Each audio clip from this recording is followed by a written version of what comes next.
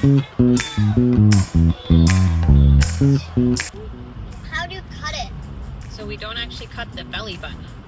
We cut the cord, and then over the next few days, the cord dries up because the cord before was in the amniotic fluid, which is what the baby's in. They're like swimming in a pool inside of a mom. And then when we cut the cord gets dry.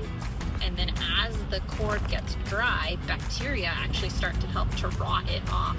And then because it attaches deeply into the belly, that's how you get your belly button, when the cord dries and cures off, and at the same time the artery. Because this is a good idea for a YouTube video.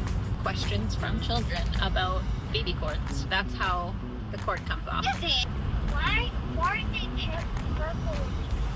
The babies or the cord? What about babies? The cord is purpley blue when they first come out because there's lots of blood flow through it. It's like a full pose.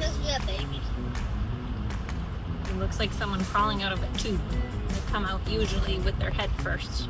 Some cheeky babies decide they want to come bum first, and that's called breech. What about vagina first? Well, that's the bum first version. Feet first is pretty uncommon. That's called a footling breech, and often those babies get kind of stuck. Sometimes they need a lot of help when they're born. So we try and just have babies come either head first. C-section. It's like a surgery. They take all the precautions they do with surgery. What do you do with the other half of the stomach? The stomach stays right inside the body most of the time, and they just make a little window into the uterus, the organ in which side a baby grows. Does it grow inside the tummy or the vagina? Does it grow inside of the vagina or the baby?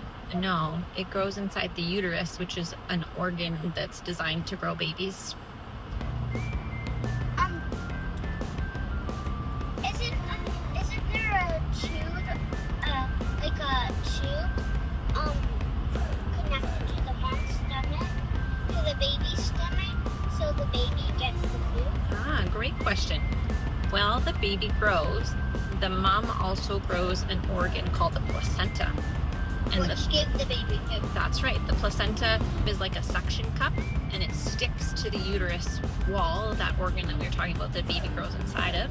And then there's a very thin membrane. Imagine a piece of parchment paper between mom's blood and baby's blood, and then they can send chemicals and food back and forth. So oxygen goes to baby, carbon dioxide comes back away from baby. Mom supplies glucose to baby and iron and all the stuff that baby's body needs to grow. So it's not directly from mom's stomach, but it comes from her stomach into her bloodstream and then through the placenta. How do you know whether it's a boy or a girl?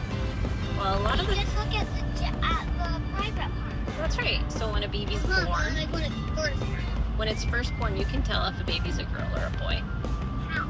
by looking at their what we call genitalia, whether or not they have a penis or a vagina. How small is it? Well, same size as a baby, tiny. What does it look like? The same way they look on bigger people, but just tiny versions.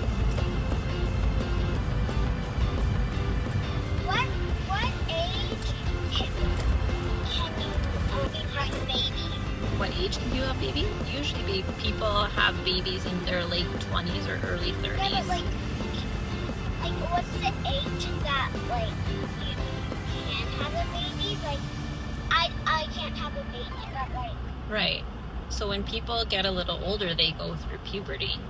like And that's- 16. Yeah, when your body begins to change, when you develop boobs and you get your period, that starts anywhere between ages 11 and 17. But your body isn't ready to have babies until you're at least 18, 19, because it's not healthy to have a baby younger than that. Can you have a baby at the age of 16? Yeah, you could. When I was in high school, there were people who had babies in high school. Yeah, I know that. Actually, I heard someone this year. And sometimes I don't know. it's a good question for another time because we are home. time they won't have the hormones to support having a uterus, but there is about 1 in 1,000 people are what we call intersex, meaning that they have both female and male parts. So 1 in 1,000 people would have both, and they could have a baby.